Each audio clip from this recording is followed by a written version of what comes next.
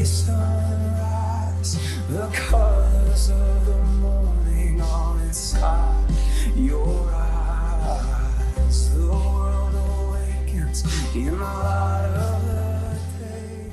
I look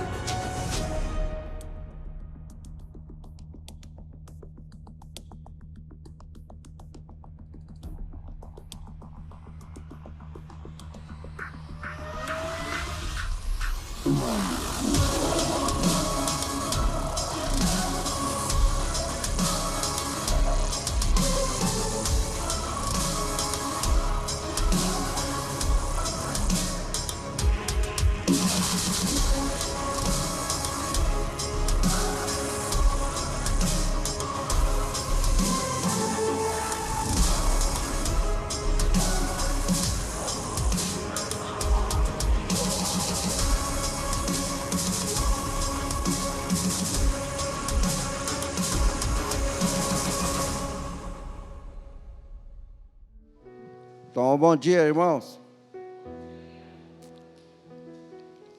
Muito bem, vamos ler um texto que vai falar sobre Baraque. Então, pode ser em qualquer lugar que esteja, mas ele surge primeiro no livro de Gênesis, no capítulo 1, versículo 22 e 28, fala que abençoou a criação, os animais, depois Deus abençoa a criação humana. E diz, abençoou e sedes fecundos e multiplicai-vos, né? Então, Gênesis 1, 22 e Gênesis 1, 28. Quem quer ler? Alguém quer ler? Mas eu vou fazer o seguinte, em vez de ler o Gênesis 1, 22, eu vou ler a bênção de número 26. Vocês não vão achar, acho que é 26, 29. Mas também tem tanto lugar, viu? Pode ler Provérbios, já que vocês querem conferir como os discípulos de Paulo lá no livro de Atos, 11, 23, 26. Pronto. Aí, confere se é assim mesmo. Vocês estão vendo aí, né? Bem.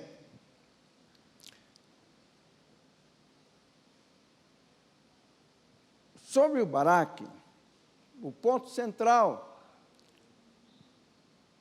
do pacto de Deus com Abraão é o Baraque. É o ponto central da bênção de Deus do pacto que Deus fez com Abraão. Essa bênção que está aí é que eles faziam muito no jantar, de ficar aí para vocês meditarem e guardarem pode até falar quando for almoçar, jantar. Parece que o jantar, o almoço, uma cópia do sacrifício, do holocausto. Então, o almoço foi sempre um momento sagrado.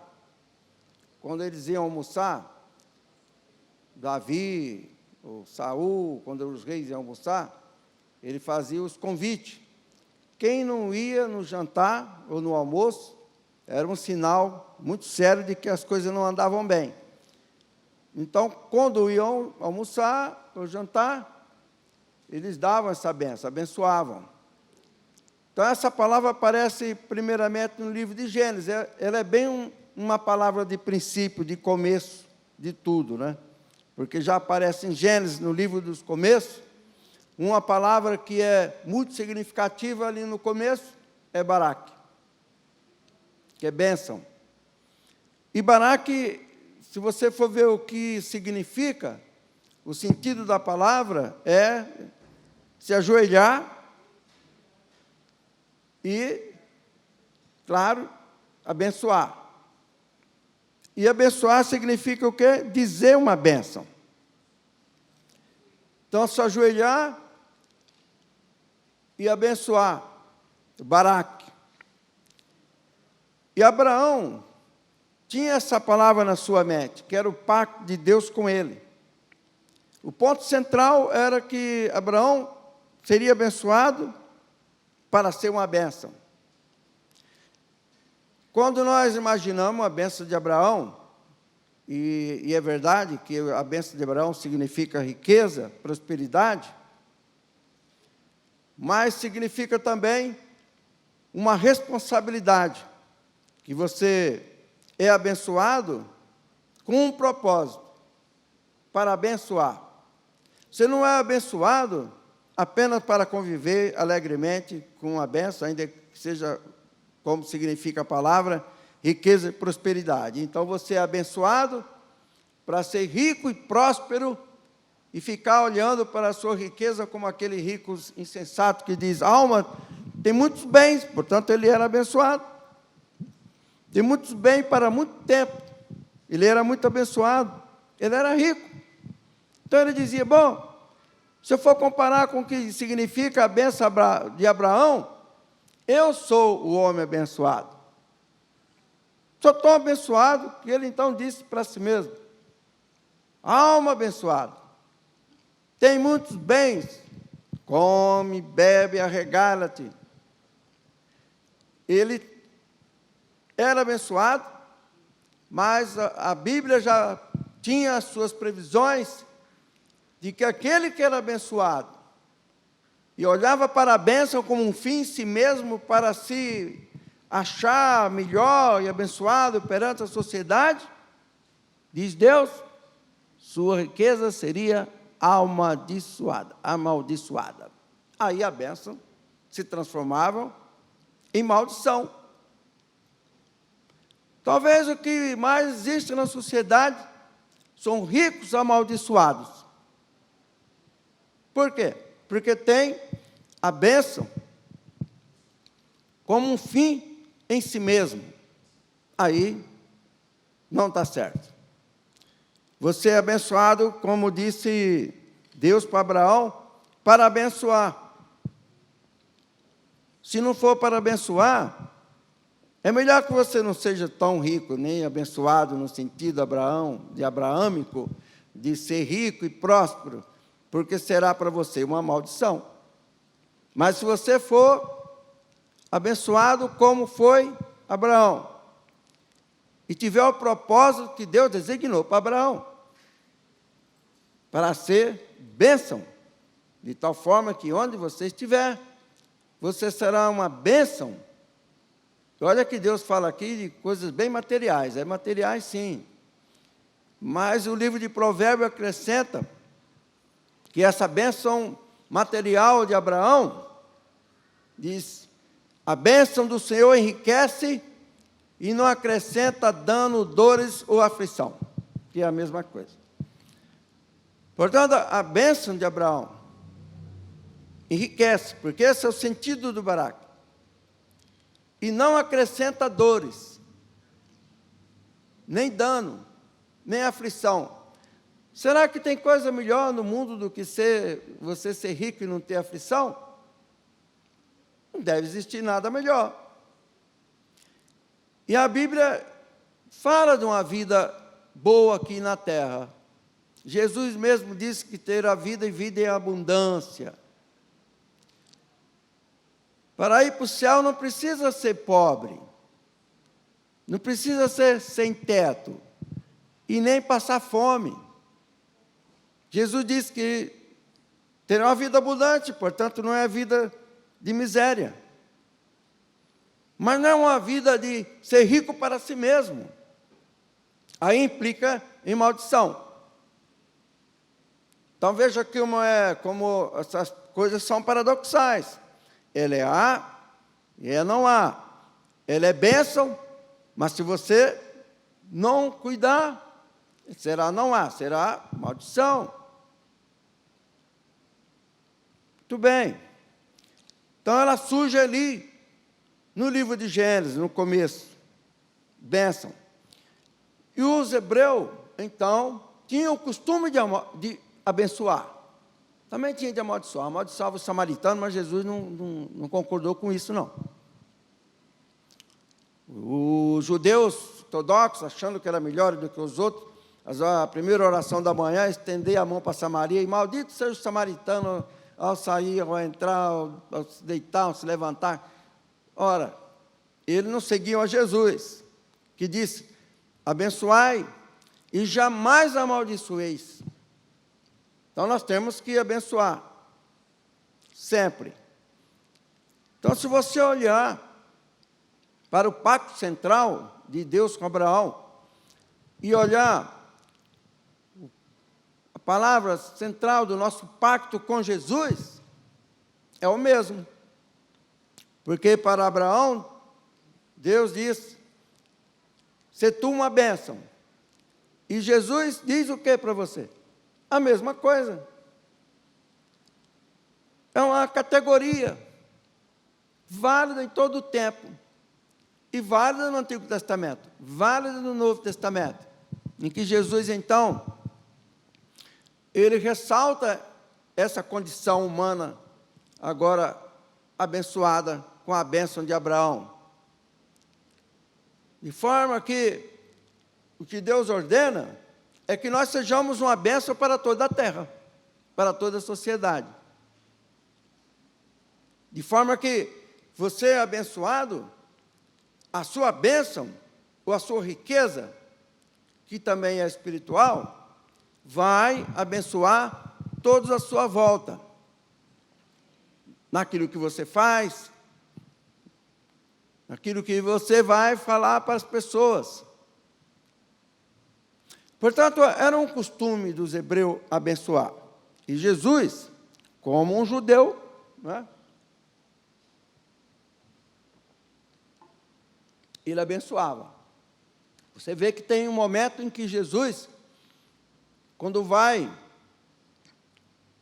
se aproximando das criancinhas, ele as abençoou.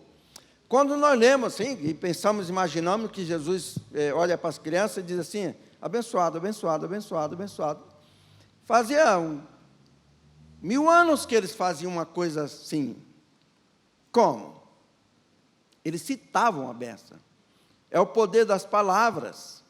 Até incrédulos, como Simone Weil, lá dos Estados Unidos, diz, o poder das palavras. São as palavras que fazem os grandes movimentos na sociedade, por isso que nós estamos aí no 7 de setembro, por causa de palavras. E o Novo Testamento manda orar pelos inimigos, portanto, temos que orar por Alexandre, pelo Barroso, pelo Gilmar e por alguns outros juízes. Parece estranho, mas Deus mandou fazer isso. Essa é uma ordem muito estranha, que Jesus tenha dito, orai pelo ministro Alexandre de Moraes. Tem gente que, a primeira reação nossa não é orar pelo ministro Alexandre de Moraes, nem pelo Barroso, nem por nenhum deles, talvez. Não tenhamos disposições, a disposição básica para orar por pessoas que se fazem inimigo do Evangelho, ou da igreja, ou de qualquer direito humano. Mas ainda assim, é um mandamento. Jesus é o único que dá esses mandamentos estranhos, não é? Mas o que significa isso? Eu trabalhei com um amigo, um patrão, mas era amigo, eu andei de bicicleta com ele, almoçava na casa dele. Então, um dia, ele tinha que fazer alguma coisa para um sócio que ele estava meio indisposto. E eu falei para ele, olha, você sabe o que a Bíblia diz? faz o bem para o teu inimigo, que você vai amontoar brasas na sua cabeça, na cabeça dele. Aí ele falou assim, ah, é? Então faz o bem para ele. Olha só. Tá bom. Então fez. E é verdade. Você faz o bem para aquele que se levanta como inimigo, e brasas são amontoadas na cabeça dele. Portanto, quando você ora por pessoas que te perseguem, você fica pensando, mas eu vou fortalecer essas pessoas que vão me chicotear, que vão me torturar. Você sabe o que significa?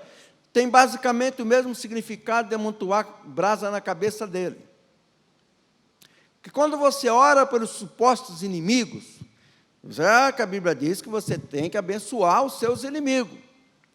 Porque quando você abençoa os seus inimigos, você sai fora do seu direito de vingança, abençoa, e ele fica em direção direta com Deus. Aí é ele Deus, depois que você o abençoa. É uma coisa transcendente quando você ora pelos inimigos. Portanto, oramos nesta manhã que Deus abençoe o STF e todos os seus ministros, que sejam abençoados. Oramos para que Deus abençoe, porque quando Deus abençoa, não é mais da nossa responsabilidade, coisa alguma, mas Ele está abençoado por nós, está na mão de Deus. Para que ninguém queira se vingar, para que ninguém fique tão exasperado e acumule ira no coração contra qualquer uma dessas pessoas. Por quê? Porque Deus disse, orai pelos vossos inimigos. Está vendo? Agora, Jesus, quando então ia abençoar uma criança, hoje cedo agora mesmo, o diácono Carota, sua esposa Raquel, foi levar a sua filhinha. Né? Então chegou, eu estava olhando para ela, eu lembrei, né? Porque Jesus, quando via as crianças, fazia talvez 1000 anos que os judeus faziam isso com as crianças. O que ele dizia? Ele não dizia só, eu abençoo as crianças, mas ele dizia palavras que vinham lá de Arão. O Senhor te abençoe e te guarde. O Senhor faça resplandecer o seu rosto sobre ti. O Senhor levanta o seu rosto sobre ti. Quer dizer, Deus presente, levantar o seu rosto sobre ti, é porque Deus estava ali presente. O Senhor sobre ti levanta o seu rosto e te dê a paz. Ora, quando Jesus dava essa bênção, ele estava ao mesmo tempo fazendo promessas. Quando Deus falou com Abraão sobre o Baraque, ele estava fazendo promessas a Abraão. E a promessa incluía a responsabilidade. E quando você é abençoado, você tem a responsabilidade de ser bênção. Porque esse é o fator determinante do progresso do Evangelho. Ser bênção. Mas se você for uma pessoa abençoada, mas digamos que você for um patrão tirano, que fica perseguindo pessoas, ou for um lavrador que não joga semente direito no solo, ou for um ceifeiro que faz bagunça no campo, ou for um administrador que rouba o seu senhor, como era antigamente, não é? Na economia primária, nos começos do estudo da economia, com Adam Smith na mão invisível. Aí, se você fosse, então, um lavrador que roubasse as ovelhas no fim da tarde, você estava sendo maldição, ainda você seria um cristão, e estivesse roubando o fazendeiro, você seria um ladrão, portanto, você não seria bênção. Não é mesmo? Então, quando você recebe, então, as bênçãos de Abraão, que Deus ordenou a Abraão, e Jesus também repetiu, é para que você seja bênção com os outros. Porque ser bênção consigo mesmo, olha, mas o que adianta? Um dia um amigo chegou em casa e disse, olha, eu sou muito abençoado. Eu falei, tá bom, de fato, você é rico, é abençoado, não pode negar. Mas depois disse, então, viajo pelo mundo todo, porque Deus deu dinheiro para mim. Para eu, né? Digo para mim, porque eu não estou falando mais nada adiante do que, né? Mas se eu digo que vou fazer alguma coisa, eu uso o verbo pessoal, eu, né? Para que eu aproveite dessas bênçãos. Aí eu falei, olha, sabe, eu tenho conhecido que é bem mais pobre que você, tem bem menos, mas sustenta 12 famílias, dá educação para os 12 filhos e leva a cesta básica para eles. Essa pessoa é mais rica do que você ter muita coisa, e ser como aquele que Jesus disse que era um louco, um insensato. Almas têm bens para muito tempo. Jesus disse, você não sabe qual é o seu tempo? Se você está vivo amanhã, você é louco. Portanto, as bênçãos de Abraão, que consiste basicamente realmente nisso, em riqueza e prosperidade, era isso que eles viam a bênção naquele tempo. A pessoa abençoada era isso. Jesus viu mais do que Abraão, né? Jesus viu mais do que Calvino. Porque Calvino, seguindo a doutrina do Antigo Testamento, ele supunha que o primeiro sinal de que a pessoa era salva era que ela era abençoada e que ela era rica, tinha muito dinheiro. Então, se deduz que a pessoa que era pobre e tinha pouco dinheiro, podia ser exatamente essas que estavam predestinadas ao inferno. E a riqueza, ali naquele período daquela reforma, tornou-se sinal de que a pessoa era predestinada à eternidade como salvo. E ipso facto, então, o contrário seria que a pessoa pobre não teria essa predestinação. Se sinal de riqueza era sinal de que a pessoa está predestinada a uma eternidade e tal, a pobreza seria o contrário. Mas esse pensamento também não era de Jesus, mas era dos fariseus. Os fariseus olhavam para os pobres e diziam o quê? Não tinham a bênção de Abraão. Jesus olhava os fariseus que estavam olhando para os pobres e diziam assim, plebe maldita. Não é? O que é uma plebe maldita? São pobres amaldiçoados que não tinham de comer, que etc e tal, e que se era maldito não ia para o céu. O céu não é lugar de maldição. Então seria o quê? Os pobres seriam predestinados para o inferno. E o sinal mais evidente de que eles iriam para o inferno era uma conta bancária zerada. Era talvez morando embaixo da ponte. Mas outra ocasião, então, Jesus mostra que algumas pessoas que estão assim numa situação de desespero total, ele disse que esse meus irmãos, que fizeste a um desses meus irmãos, e dá um copo d'água para ele, a mim o fizeste. Já falei para vocês. Quando você dá alguma coisa para uma pessoa que está desesperada na rua, você já viu que ele fala assim, Jesus te abençoe? Quem que ensinou para ele? Por que ele fala, Jesus te abençoe? Deus te abençoe. Jesus te abençoe. Eu fico pensando, quem ensinou para ele? Não seria ele, talvez, um desses pequeninos de Jesus? Eles não estariam aqui, porque aqui todo mundo está bem, nós somos privilegiados de Deus, somos abençoados e abençoamos. E esses que nada têm, não seriam eles os irmãos de Jesus, que ele disse, esses meus pequeninos irmãos? Então, você vê Você olha a Bíblia, tem tanta coisa. Mas como é que ela diz uma coisa e diz outra, e ela parece se contradizer nas suas afirmações? São coisas paradoxais, que você olha uma coisa, mas olha, parece outra, e é uma coisa só. De longe parece duas, mas você olha as montanhas distantes, você olha duas, parece uma. Aí você vai chegando, são duas. A mesma coisa nesses detalhes do Evangelho, que você olha e diz, filho de Abraão, né? Jesus encarou ele e disse assim, não, vocês não são filhos de Abraão, coisa nenhuma não.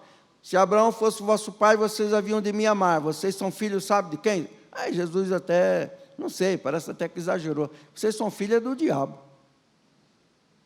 Eu acho que eles saíram correndo, pegaram em pedra, ficaram loucos de raiva.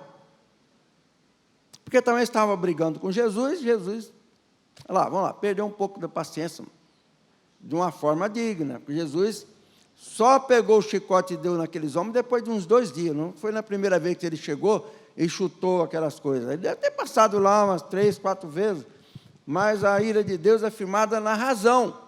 Depois de 3, 4 vezes aquele povo vendendo aquelas coisas ali, aí ele pegou, deu um chute nas coisas e jogou para lá. Bem feito, está certo mesmo, né? Os discípulos deviam ter ajudado e jogado para fora mesmo. Bom, mas olha, aí que está a importância da bênção de Abraão, que se refere ao pacto abraâmico e depois se refere à fé em Jesus Cristo. Ela é ligada, é a mesma. Quando você crê em Jesus, você passa a ser herdeiro das bênçãos de Abraão. Então você está ligado. Jesus ligou essa promessa ao seu ministério de bênção. Então Jesus falava isso para as crianças, não é? E esse é um fator determinante da mudança da sociedade. A mudança da sociedade brasileira, ela está acontecendo, ela vai se dar mediante aos cristãos que são bênçãos dentro da sociedade. Então, há alguns exageros, evidente. A gente vê muitos jornalistas, né, falando, mas sempre estão falando de Deus, de Jesus, a maioria falando de Deus, nunca vi tanto pessoal falando de Deus.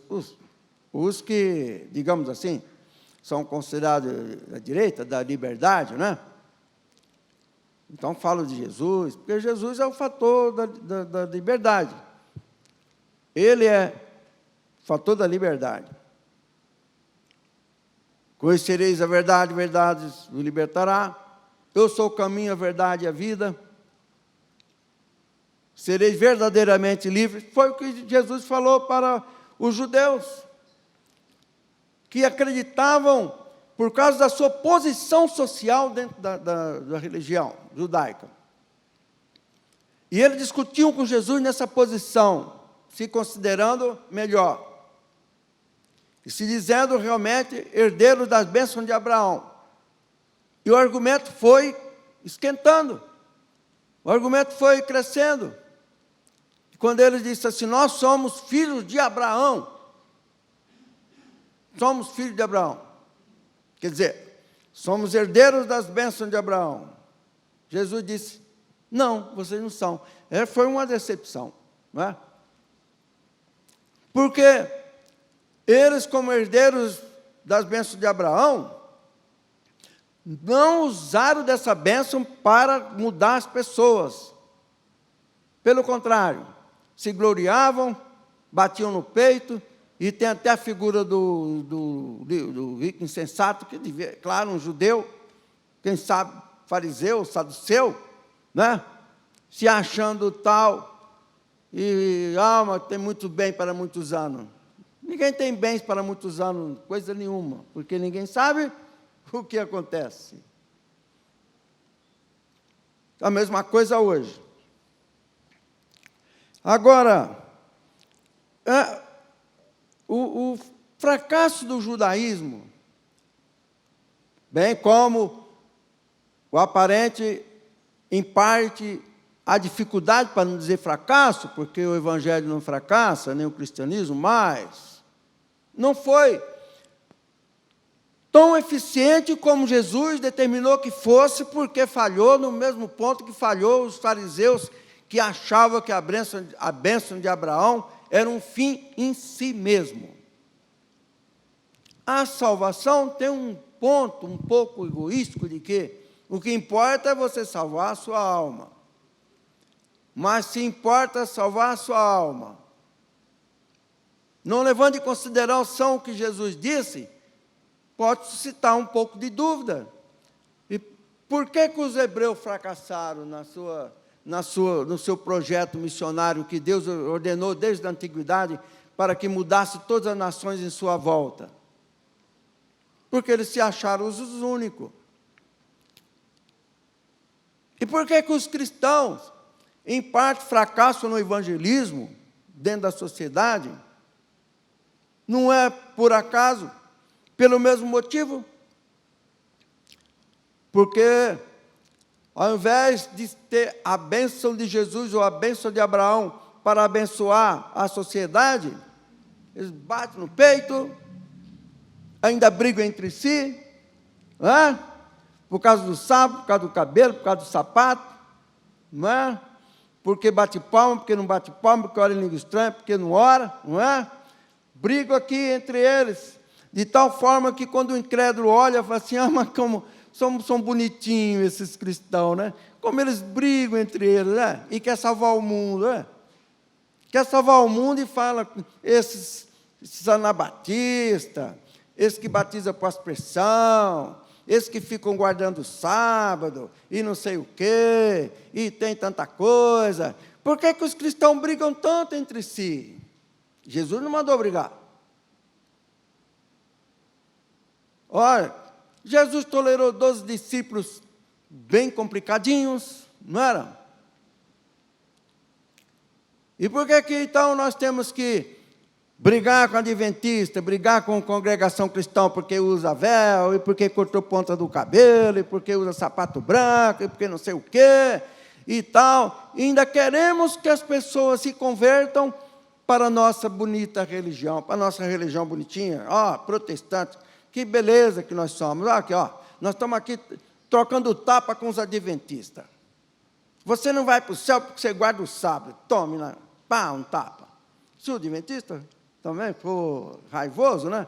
Aí ele dá um tapa no outro, no presbiteriano, no metodista, toma um tapa também porque você não guarda o sábado. Não, você vai apanhar porque come carne de porco. Toma um tapa também. E você vai também apanhar porque você e tal. Olha, por isso que o Evangelho tem dificuldade. Porque quando a sociedade olha de longe olha para os evangélicos e os vê discutindo, eles falam assim, mas por que eu vou para lá? Eu vou para lá, que é um lugar que se ama entre os irmãos, mas lá nas antecâmaras, atrás da cortina, eles brigam entre si. Né? Para que isso? Aliás, então, o credo pergunta, mas o que eu vou fazer lá? Vai lá brigar por outras coisas, né? Daí que a dificuldade dos evangélicos, da igreja, do cristianismo, é semelhante à dificuldade do judeu. É a mesma crise. Porque Deus falou para Abraão, te abençoarei, etc. Traz um grande nome. Não é? Cristão tem até um grande nome, é cristandade. Grande nome. E ser tu uma bênção. E qual a proporção? Na mesma de Deus, ainda que se admita a grande distância, mas é a mesma. Ser tu uma bênção, por onde Abraão fosse passar. Claro que em alguns momentos Abraão lá não foi bênção porque se atrapalhou também. Só quando falou, essa aqui é minha irmã, já, é claro, não foi benção. Mas você vê o hino que nós cantamos. Deus nos guarda. Falha, mas vai, avança. Então, essa dificuldade, nós temos que superá-la. Como? Com a tolerância. Para ser bênção numa sociedade, a pessoa tem que ter tolerância. Você sabe aquele caso do Voltaire, Jean Marie Voltaire, do caso Calas, que era uma família, o pai protestante e tal, e tinha um filho que não queria ser protestante. O pai não se importou. Esse filho, não sei por que motivo, apareceu morto e tal, e ficou aquela coisa, acusaram o pai. Por quê? Pensaram que o pai exigiu que o filho se convertesse, o filho disse não, e no fim das contas o pai matou o filho, né? Porque não quis se converter ao protestantismo francês. Não.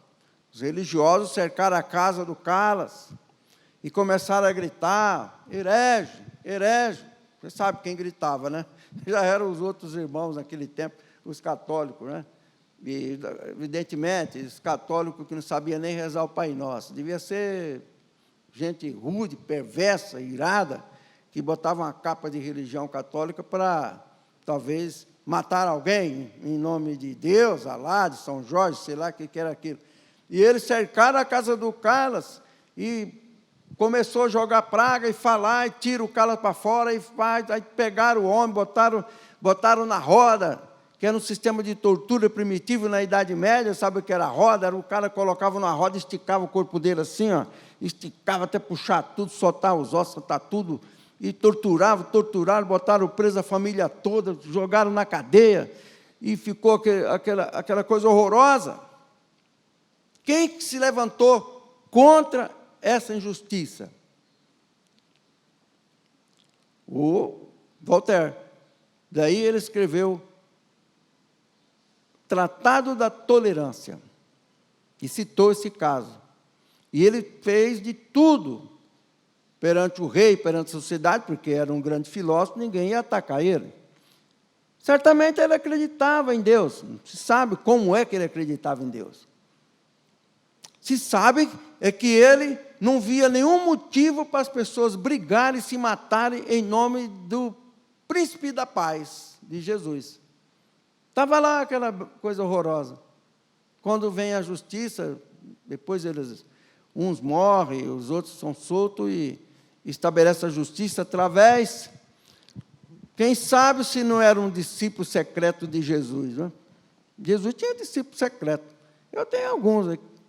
Tem gente aí que é um tipo de discípulo secreto, que ajuda a publicar alguma coisa e tal. Então, Jesus tinha discípulo secreto. Não é? Será que ele não era um tipo assim? Era um cara bem esquisito também, mas ele viu a injustiça.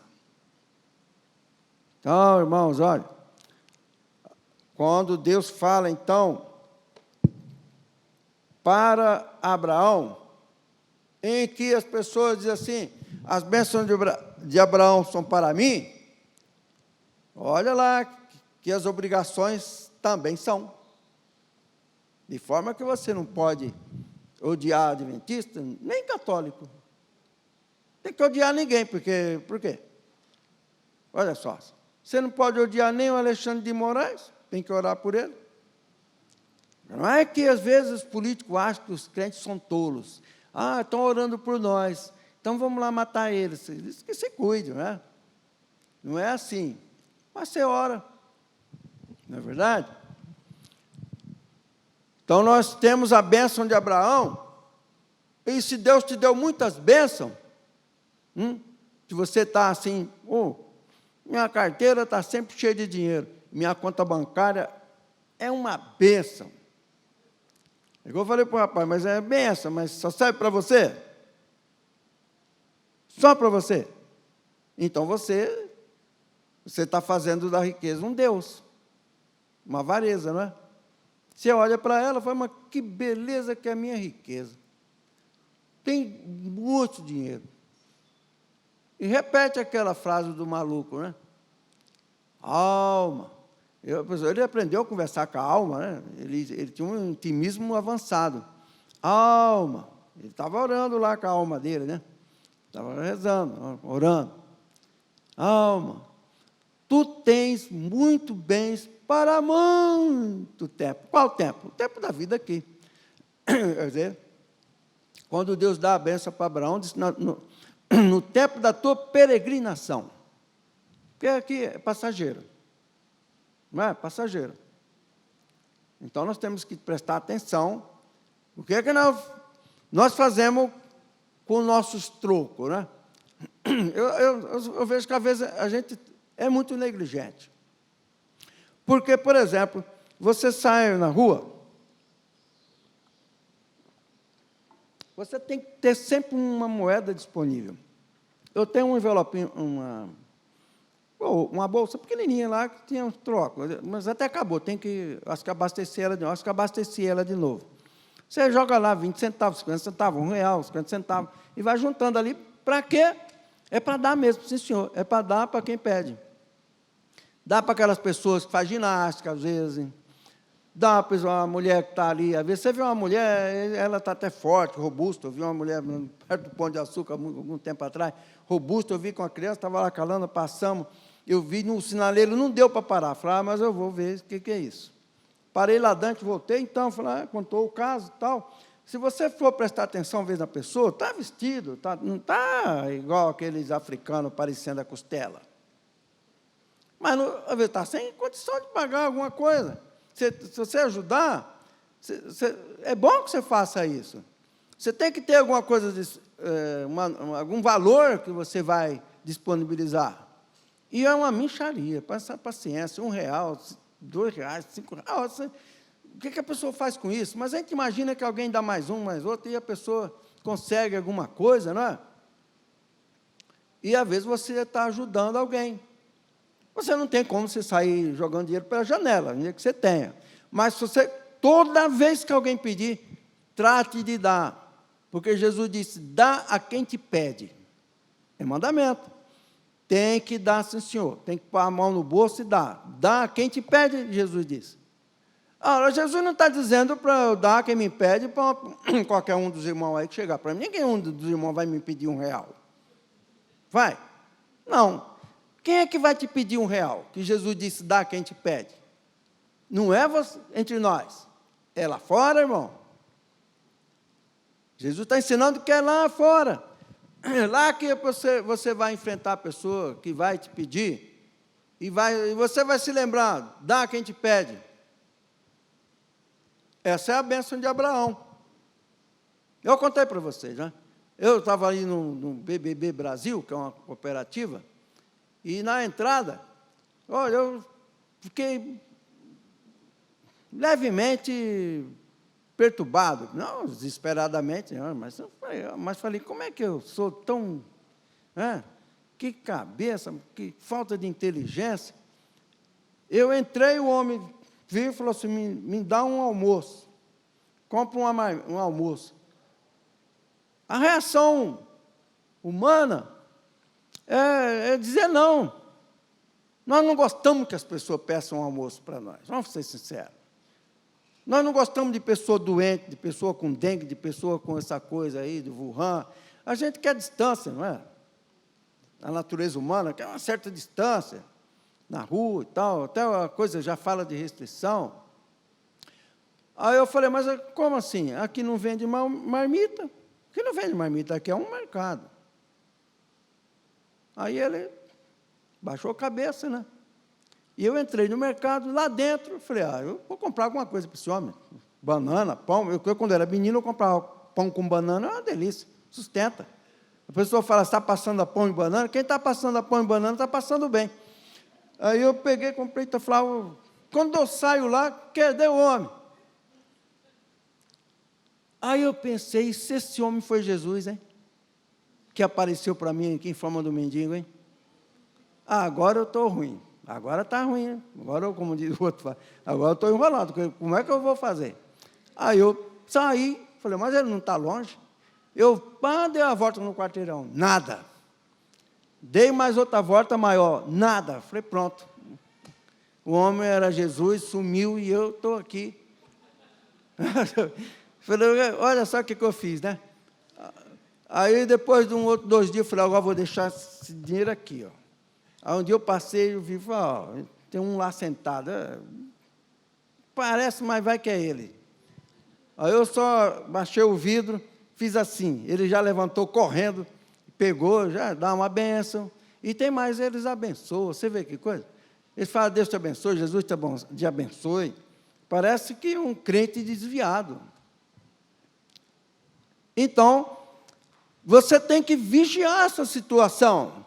Porque se você for imaginar que vai vir alguém com uma banda tocando em volta, né, tocando uma música e tal, que vem então um pobre ali no meio, tocando uma banda, tocando tudo, aqueles clarinete, trombete, todo mundo, aquela bateria, bandeira, e um no meio chega para você, fala, trouxemos essa pessoa para você dar R$5.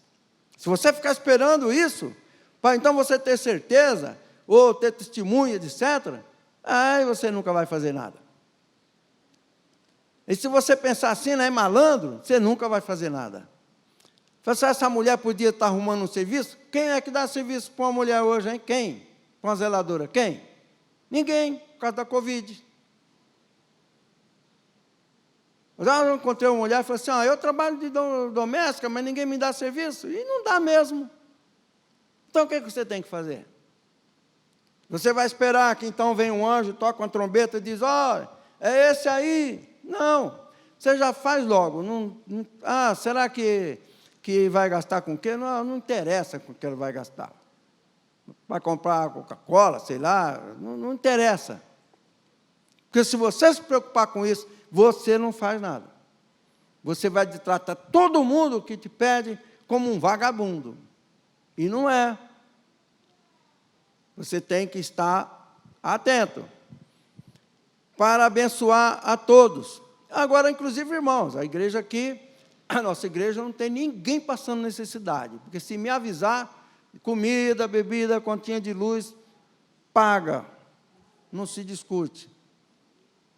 Claro que você não tem condição, vamos comprar uma casa para cada um, você não tem.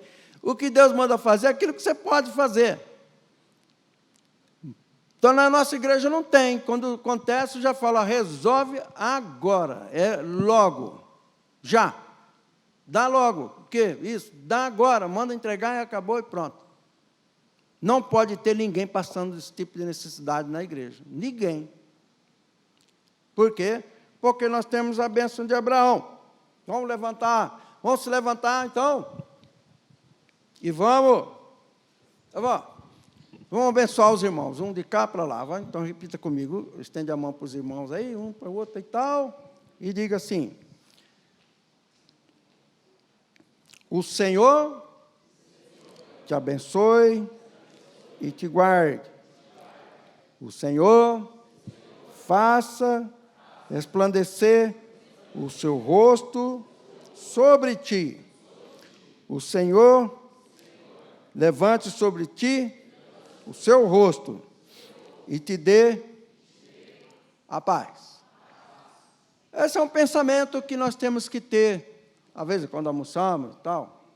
O judeu, às vezes a pessoa diz assim, judeu muito religioso, muito cheio de coisa, né? Então, ele colocava já nas portas um mezuzá, parece.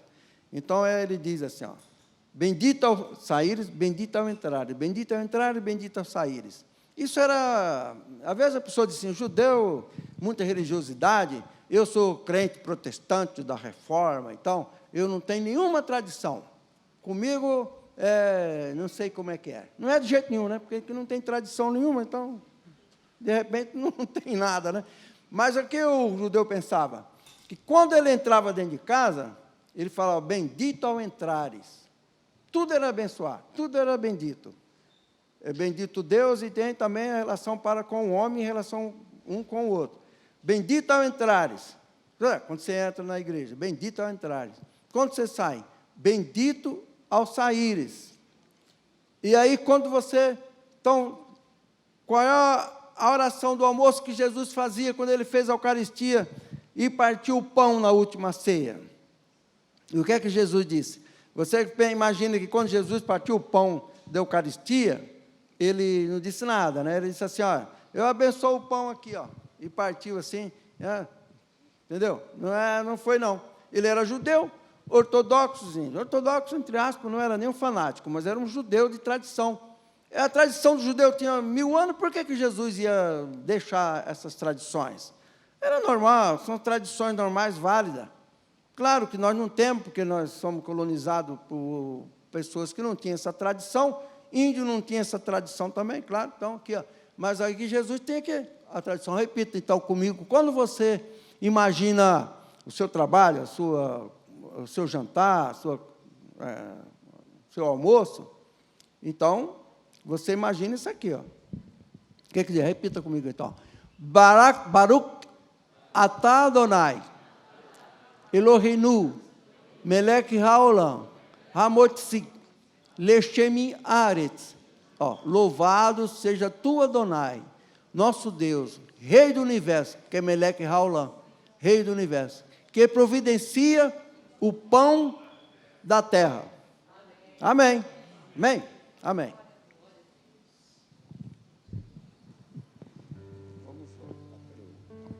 Senhor, graças te damos e abençoamos o pão, símbolo do teu corpo, dado por nós.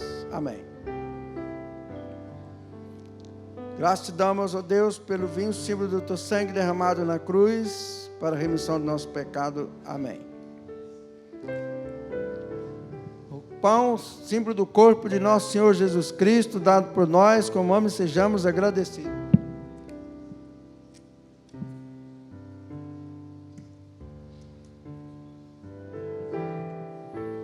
O cálice da nova aliança, o vinho, símbolo do sangue derramado na cruz para a remissão do nosso pecado, bebamos e sejamos agradecidos.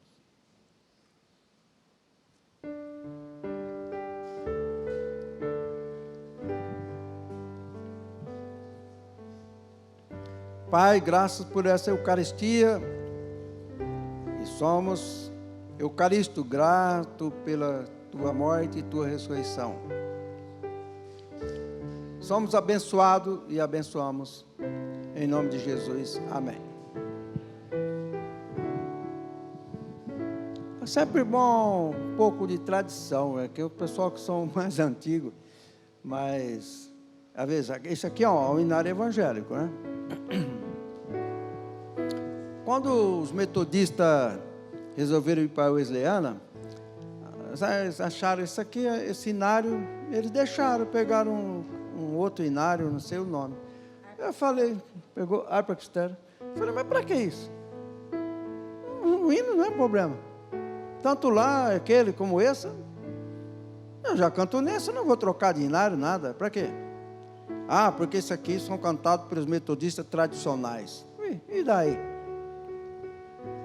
Não tem problema não, eu vou cantar mesmo. Posso cantar no outro também, mas isso aqui estou mais tradição. Né? Isso aqui é uma tradição, tem aqui sobre casamento, batizado, recepção de novo pastor, tem tudo aqui, ó, tradição. A Jesus tinha, ele dava a bênção, Barak. Né?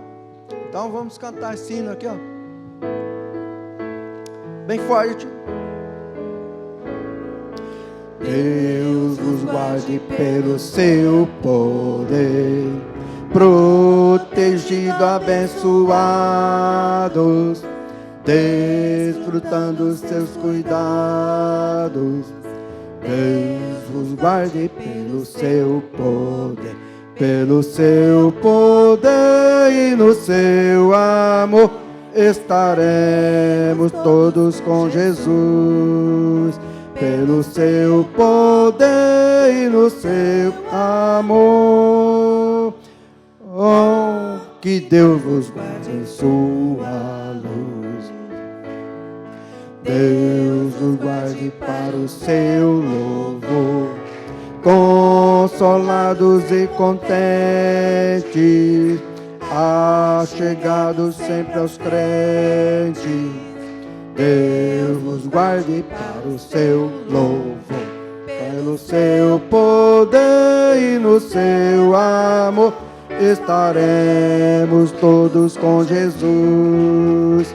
Pelo seu poder e no seu amor, oh, que Deus vos guarde em sua luz. Deus vos guarde bem no seu amor, no trabalho glorioso, para o dia venturoso. Deus vos guarde bem no seu amor, pelo seu poder e no seu amor estaremos todos com Jesus. Pelo seu poder e no seu amor, oh, que Deus nos guarde em sua luz. Amém.